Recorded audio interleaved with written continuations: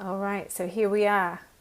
It is January the 1st, 2026, and so we have successfully practiced A Course in Miracles through this year. And so if you followed along with these videos, we have read from the sections of the text, chapters 15, which is where we started, and we started there because there was reference to the new year. So we began the new year when the text referenced the new year. We started that together. So it was chapter 15, we've read chapter 16, chapter 17, 18, 19, 20, and we just finished with chapter 21. And we have practiced 48 lessons together. We have also reviewed the principles of miracles, of which there are 50, and we've done that 1.5 sort of about times. So what I would like to do is to continue with our exploration by starting at the beginning of the text. We'll continue with our lessons from lesson 48, so today we'll be practicing lesson 49. We'll continue with looking at contemplating the principle of miracles, and so today we'll be looking at principle number, let me double check for you, 17. Okay, and so I want to start again also to provide a deeper foundation in the function of A Course in Miracles, its purpose, what it's trying to do, what it's wanting to do, which is undoing the illusion of the belief in the temporal world. Now, as a result of this colossal intent, there's criticism and controversy around A Course in Miracles, and I think that by going back to the beginning, I think it's going to be easier for you to grasp the text, what the text is conveying, because we started in the middle. And at the same time, I think that organically the criticisms and the controversies will be addressed, that we can address them together. So to that, let me go ahead and share my screen with you. And so we're going to click on Read A Course in Miracles as usual. We're clicking on the text. And so now you're familiar with chapter 1, the meaning of miracles, because we often go into section 1 to look at the principle that we're focused on for that given video.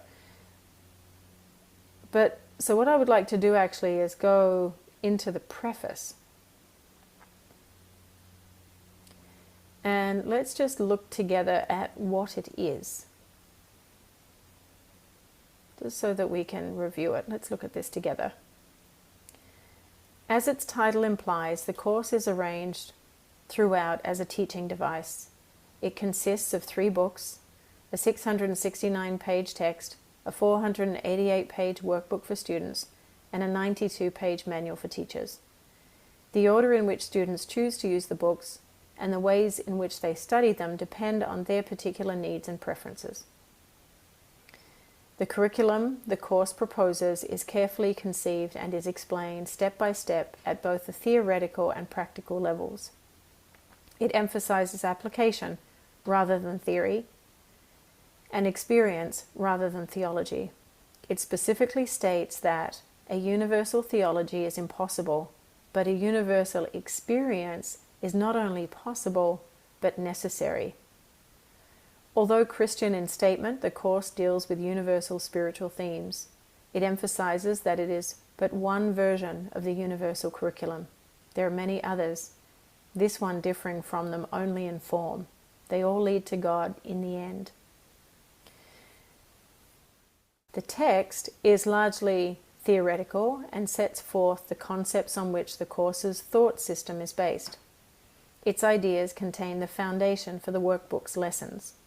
Without the practical application the workbook provides, the text would remain largely a series of abstractions, which would hardly suffice to bring about the thought reversal at which the course aims. The workbook includes 365 lessons one for each day of the year. It's not necessary, however, to do the lessons at that tempo. One might want to remain with a particular appealing lesson for more than one day. The instructions urge only that not more than one lesson a day should be attempted. The practical nature of the workbook is underscored by the introduction to its lessons, which emphasizes experience through application rather than a prior commitment to a spiritual goal. Some of the ideas the workbook presents you will find hard to believe, and others may seem to be quite startling. This doesn't matter. You are merely asked to apply the ideas as you are directed to do. You're not to judge them at all. You're asked only to use them. It is their use that will give them meaning to you and will show you that they are true. Remember only this. You need not believe the ideas. You need not accept them. You need not even welcome them. Some of them you may actively resist. None of this will matter or decrease their efficacy. But do not allow yourself to make exceptions in applying the ideas the workbook contains. And whatever your reactions to the ideas may be, use them. Nothing more than that is required. Finally, the Manual for Teachers, which is written in question and answer form, provides answers to some of the more likely questions a student might ask. It also includes a clarification of a number of the terms the course uses, explaining them within the theoretical framework of the text. The course makes no claim to finality, nor are the workbook lessons intended to bring the student's learning to completion. At the end, the reader is left in the hands of his or her own internal teacher, who will direct all subsequent learning as he sees fit. While the course is comprehensive in scope, truth cannot be limited to any finite form, as it is clearly recognized in the statement at the end of the workbook. And it's this. This course is a beginning, not an end. No more specific lessons are assigned, for there is no more need of them. Henceforth, hear but the voice for God. He will direct your efforts, telling you exactly what to do, how to direct your mind, and when to come to Him in silence, asking for His sure direction and His certain word. Okay, so let's go back to chapter 2 now, the separation and the atonement. There are 6 sections to this chapter, and so we today will read from section 1, the origins of separation.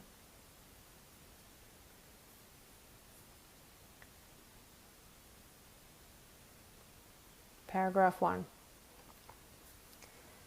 To extend is a fundamental aspect of God which He gave to His Son. In the creation, God extended Himself to His creations and imbued them with the same loving will to create. You have not only been fully created, but have also been created perfect. There is no emptiness in you. Because of your likeness to your Creator, you are creative. No child of God can lose this ability because it is inherent in what he is, but he can use it inappropriately by projecting. The inappropriate use of extension or projection occurs when you believe that some emptiness or lack exists in you, and that you can fill it with your own ideas instead of truth. This process involves the following steps. First, you believe that what God created can be changed by your own mind. Second, you believe that what is perfect can be rendered imperfect or lacking. Third, you believe that you can distort the creations of God, including yourself. Fourth, you believe that you can create yourself, and that the direction of your own creation is up to you. Wow. These questions are fantastic for the current socio-political, anthropological climate of our time, when so many individuals whose attention has been hijacked, their minds have been hijacked to believe what these questions are setting out. And I want to remind you that again, this work was channeled, was scribed in the 1960s. And so these truths are transcendent of time, are worth contemplating personally, because they're looking at the crux, the point where the ego is born. That these questions are a possibility point to the arrival and the survival of the ego. So let me go back now and continue with paragraph 2. These related distortions represent a picture of what actually occurred in the separation or the detour into fear. None of this existed before the separation, nor does it actually exist now. Everything God created is like Him. Extension, as undertaken by God, is similar to the inner radiance that the children of the Father inherit from Him. Its real source is internal. This is as true of the Son as of the Father. In this sense, the creation includes both the creation of the Son by God and the Son's creations when His mind is healed. This requires God's endowment of the Son with free will, because all loving creation is freely given in one continuous line in which all aspects are of the same order. Okay, so we're getting a sense of our inner anatomy here.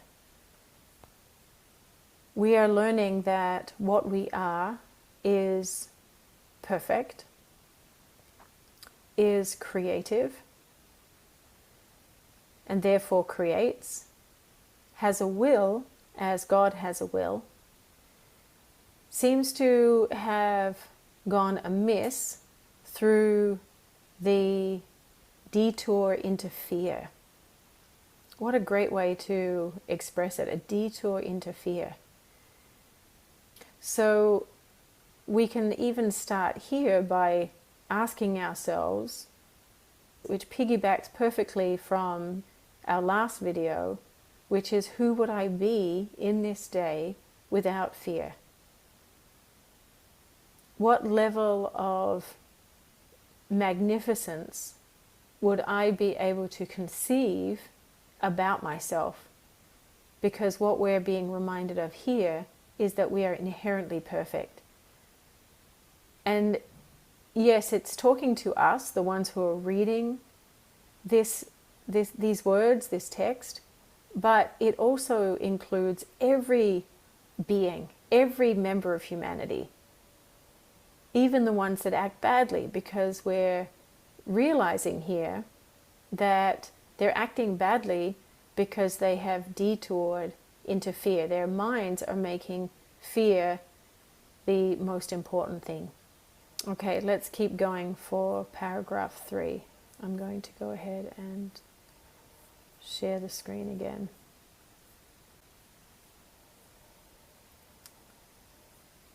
The Garden of Eden, or the pre-separation condition, was a state of mind in which nothing was needed. When Adam listened to the lies of the serpent, all he heard was untruth. You do not have to continue to believe what is not true unless you choose to do so. All that can literally disappear in the twinkling of an eye because it is merely a misperception. What is seen in dreams seems to be very real. Yet the Bible says that a deep sleep fell upon Adam, and nowhere is there reference to his waking up. The world has not yet experienced any comprehensive reawakening or rebirth. Such a rebirth is impossible as long as you continue to project or miscreate. It still remains within you, however, to extend as God extended His Spirit to you. In reality, this is your only choice, because your free will was given you for your joy in creating the perfect. Right, so as long as we prefer fear, that we remain in the detour, then we have created the foundational conditions for miscreation. So a mind that believes itself to be separate from the Creator, that believes itself to be imperfect, therefore has something to fear, also something to defend, it then miscreates. And so it sounds like we're being shown true Genesis, right? All right, so let's go to paragraph 4. All fear is ultimately reducible to the basic misperception that you have the ability to usurp the power of God. Of course, you neither can nor have been able to do this. Here is the real basis for your escape from fear. The escape is brought about by your acceptance of the atonement, which enables you to realize that your errors never really occurred. Only after the deep sleep fell upon Adam could he experience nightmares. If a light is suddenly turned on while someone is dreaming a fearful dream, he may initially interpret the light itself as part of his dream and be afraid of it. However, when he awakens, the light is correctly perceived as the release from the dream, which is then no longer accorded reality. This release does not depend on illusions. The knowledge that illuminates not only sets you free, but also shows you clearly that you are free. Great. So we're introduced to the word atonement, and here immediately it's explained. The atonement is when you realize that your errors never really occurred. And this also could be a definition of forgiveness. Forgiveness is the realization and the acceptance that what you thought happened didn't. At least what you thought happened in the dream didn't. So yes, it happened to the dream character within the dreamscape. However, the dreamer is fully intact and is fully free. It just needs the light to wake it up. And so if we're still believing that what we thought happened, and that we're a victim of that, what we can know then is that we are still at the point of view, at the level of perception of the dream. All right, so let's continue for paragraph 5.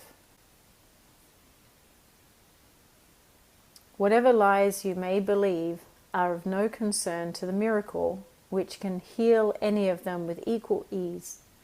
It makes no distinctions among misperceptions. Its sole concern is to distinguish between truth on one hand and error on the other. Some miracles may seem to be of greater magnitude than others. But remember the first principle in this course. There is no order of difficulty in miracles. In reality, you are perfectly unaffected by all expressions of lack of love. These can be from yourself and others, from yourself to others, or from others to you. Peace is an attribute in you. You cannot find it outside. Illness is some form of external searching. Health is inner peace. It enables you to remain unshaken by lack of love from without and capable, through your acceptance of miracles, of correcting the conditions proceeding from lack of love in others. Health comes from the word wholeness. So health is remembering our inherent wholeness, which is magnificent, perfect, eternal, and one with God, one with the Creator. An expression of the creative life force. So once we remember our wholeness, that brings or is synonymous with peace. And that peace is what creates the conditions then for health. So this is a great definition of what true health means. Health equals inner peace. And so if we are abiding in inner peace, that means in that moment, in any given moment, we are without fear. So it is fear and misunderstanding of who and what we are that creates the conditions for dis-ease, which we experience as illness. So this is one of the things that could be considered controversial, or where others might have criticisms about the Course, that it simplifies physical dis-ease and conditions in this way. So I'll just leave it with you to explore on your own. And I suggest going back to the original beliefs that were laid out for us to know. Let's go back over them again. Let me go back to share the screen. So here are the misconceptions according to the text, right? According to A Course in Miracles. Just to remind you again that the voice is said to be the voice of the Holy Spirit. Okay, so the first misconception. We believe, apparently, the separated mind that took a detour into fear holds these beliefs. So this is something for you to check out. First, you believe that what God created can be changed by your own mind. So this core belief is the root, the beginning of the subsequent beliefs. So what this is doing, this belief misassigns power.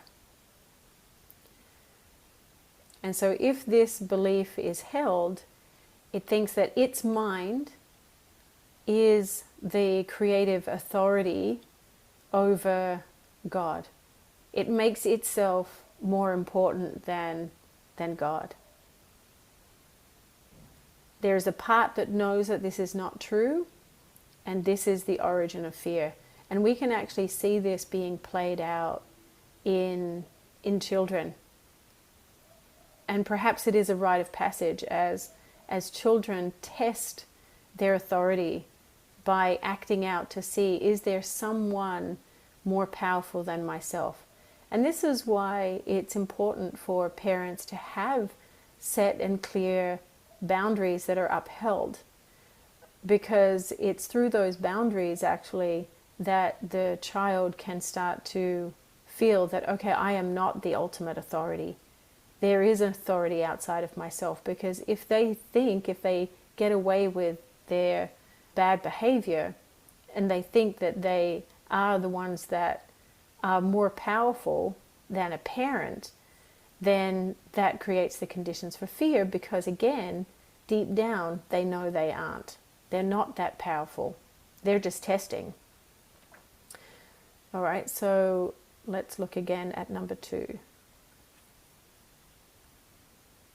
So the next belief is, you believe that what is perfect can be rendered imperfect or lacking.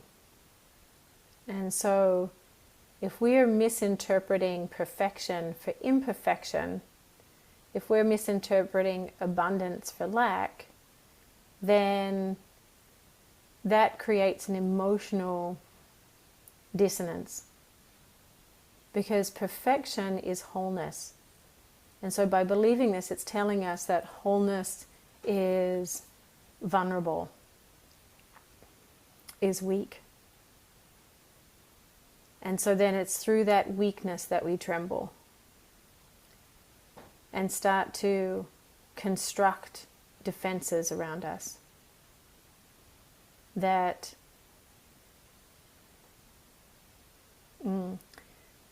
that what we are can be diminished, and then what we create through what we are can be taken away.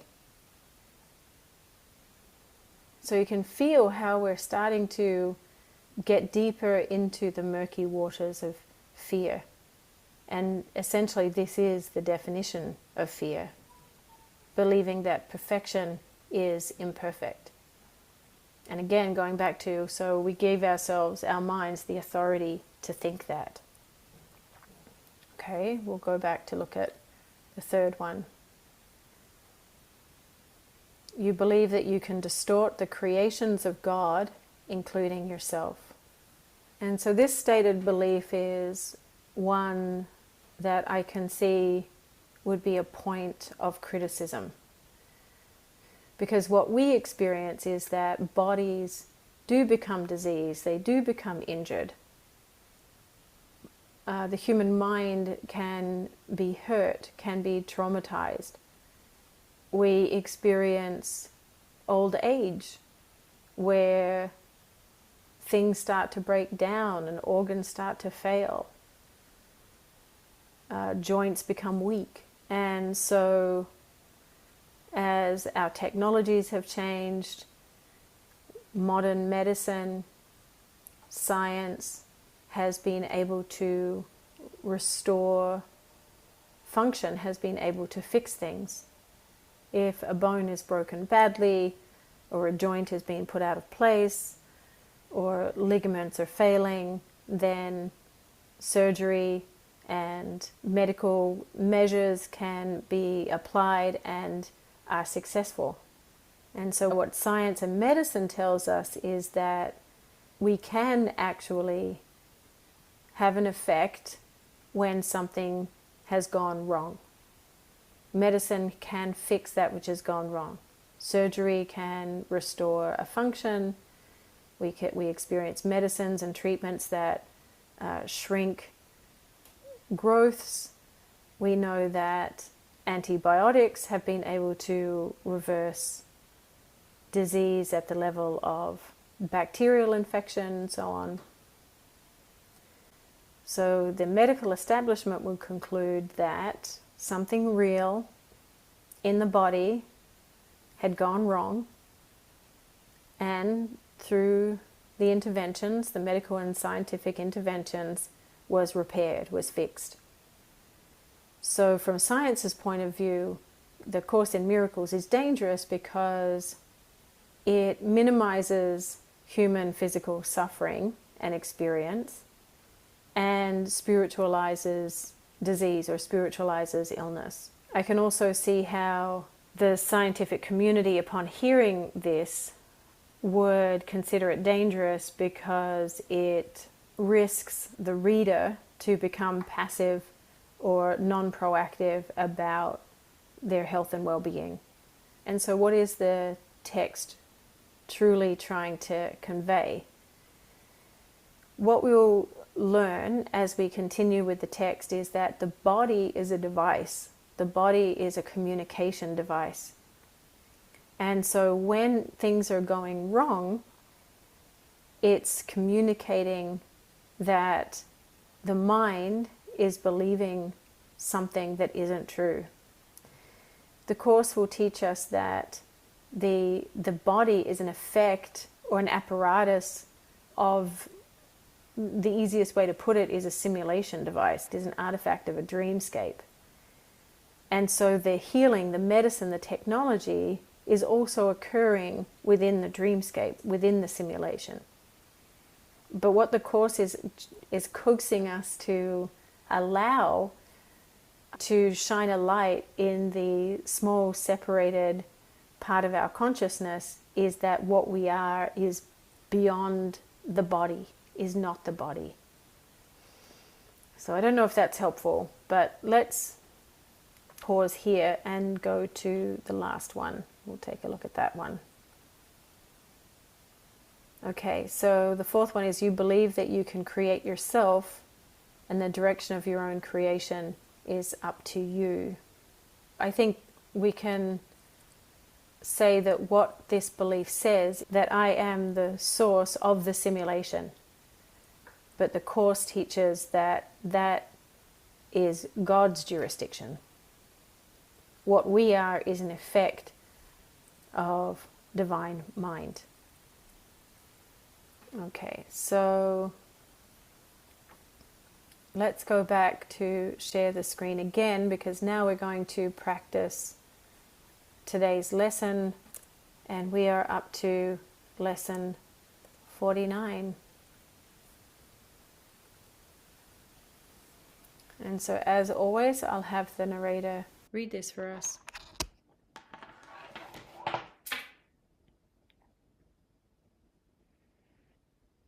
Lesson 49.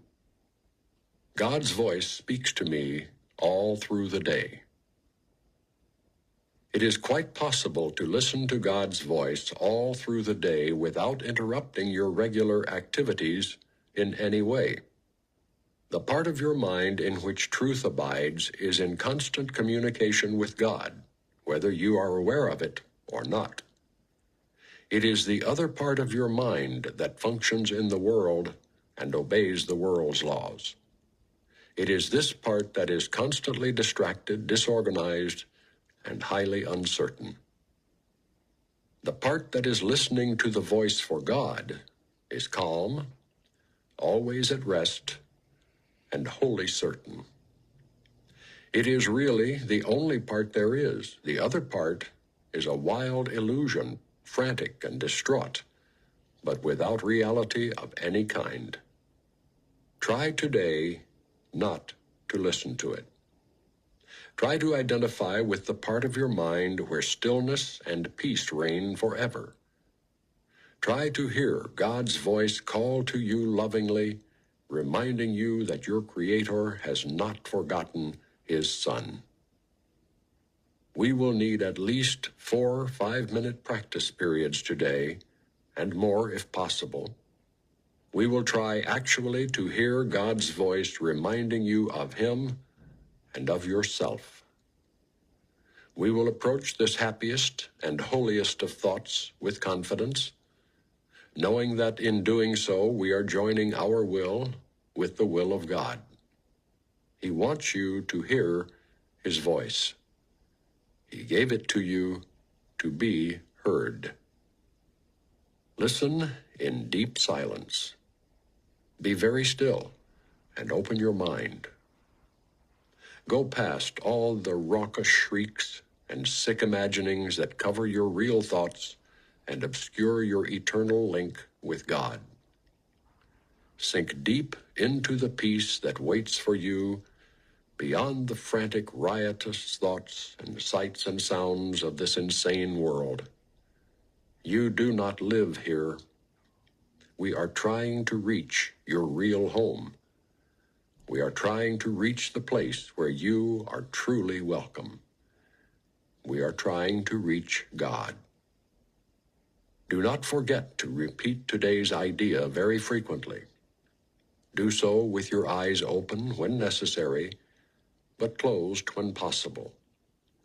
And be sure to sit quietly and repeat the idea for today whenever you can, closing your eyes on the world and realizing that you are inviting God's voice to speak to you.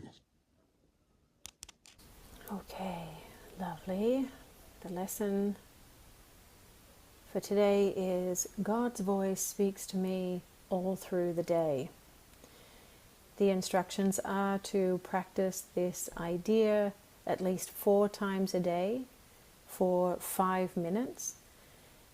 Today's lesson is a meditation, and so it's helpful to set time aside 5 minutes throughout the day, at the start of the day, at the end of the day, and 2 practice sessions in the middle of the day, perhaps before lunch, after lunch, when in the silence you're setting the intention for the lesson for today, which is God's voice speaks to me all through the day.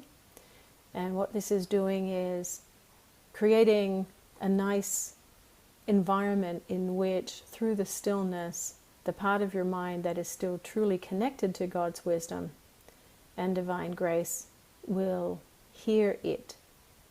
What I love about this lesson is that it's beginning that relationship. It's giving permission for you to have a relationship with the voice of God and for it to become part of your daily life, your waking life. So, as usual, with the longer practice periods, just find somewhere where you can sit down or even lie down and be still. I'll set the timer for us for 5 minutes. The instructions are to approach this happy and holy thought with confidence. knowing that in doing so, we're joining our will with God's will. Our little w will with the capital W will of God. Because He wants you to hear His voice. He gave it to you to be heard. And so our job is to allow ourselves to be still and to open our minds. So to that, finding somewhere where you can sit down, lay down, coming home to the truth of this now moment, which is the unconditional love and support of this now moment that's holding you in just the right amount. Give yourself permission to rest into that support, sink into it. Let the furniture hold you, let the air hold you. Bring your attention to your breath as it is, giving yourself permission to be here. And now I'm going to go ahead and set the timer. 5 minutes.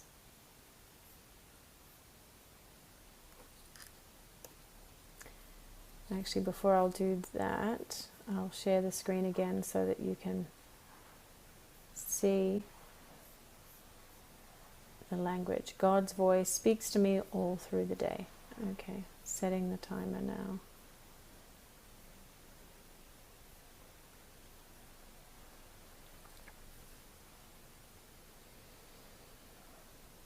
Letting your eyelids rest over your eyes.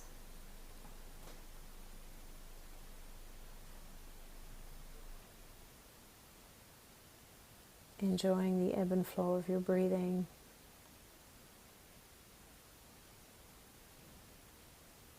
And just saying to yourself, God's voice speaks to me all through the day. Knowing that there is a part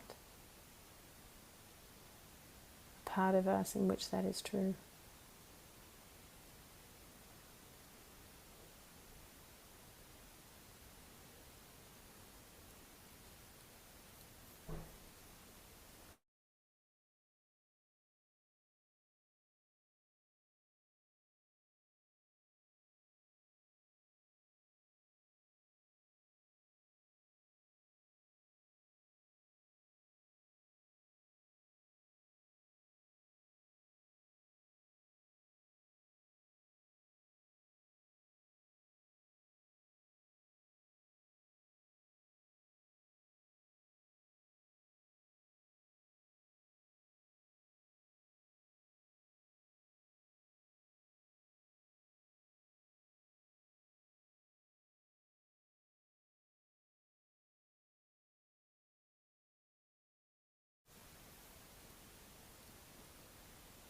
And I am willing to hear it.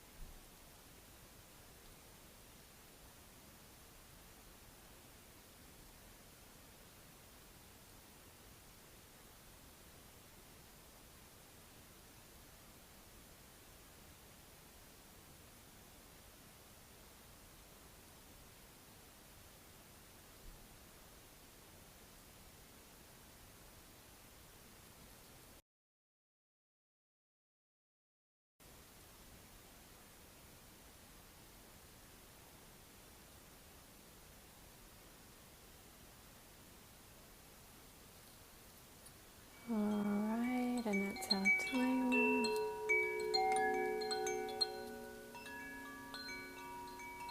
All right.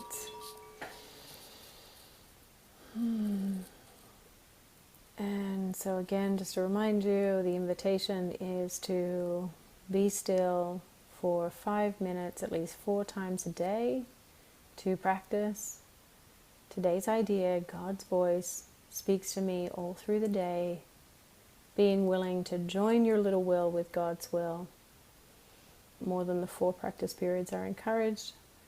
And so for us, at the time of this recording, it is in the holiday period, so perhaps you want to take this time for it to be a period of stillness, to start the year hearing God's voice and letting that be your guiding wisdom, getting into that habit to defer to God's voice as the guiding wisdom for this year.